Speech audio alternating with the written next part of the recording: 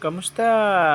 Dahil nga sa hindi ako bumiyahe, ngayon, eto, maglinis tayo ng panggilid para naman gumanda ang takbo ni Bluey. Inuna na nga natin yung pag-change oil kaninang umaga. Tapos nagpahinga, kumain. Ngayon, balik ulit sa panggilid ni Bluey. Nakarang kasi guys, medyo napansin ko na bumabagal ng takbo ni Bluey tapos nag-check engine light na siya. Kaya minarapat kong maglinis-linis naman konti kasi nga araw-araw ko siyang ginagamit sa biyahe. Syempre parang tao din yun eh. Tayo napapagod din.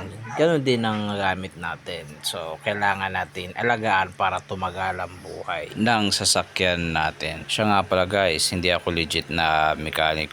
Basic lang ang alam ko galing sa University of YouTube. Thank you kay YouTube. Nagkakaroon tayo ng idea para sa mga ganitong kaalaman.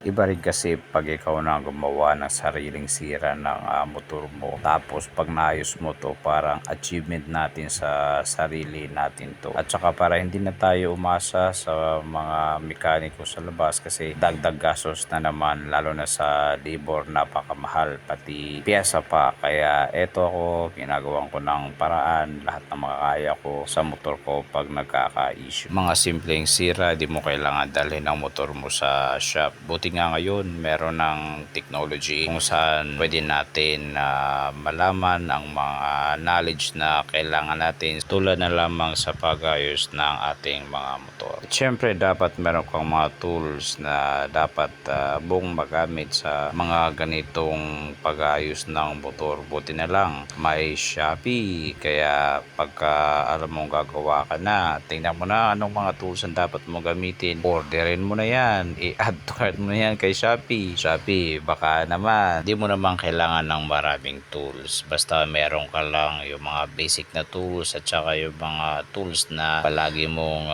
ginagamit or araw-araw mong ginagamit, okay na yun. Siya nga pala guys, kung magpapagawa kayo ng motor, huwag nyo ako tatawagin baka masira ko lalo yung motor nyo. Kung di nyo kaya mag-risk sa mga itong pag-ayos, I strongly suggest na dalhin nyo na lang sa lehitimong mekaniko para doon panoorin nyo kung anong gagawin nila, magka-idea ka para next time if ever maka-encounter ka ng same problem, ikaw na mismo ang gagawa. Pero kung mapilit ka, libre naman labor ko, pero kapag nasira, sorry na agad. Joke lang yun guys. O siya guys, medyo mahaba rin kasi itong video. Hanggang dito na lang. Thank you for watching.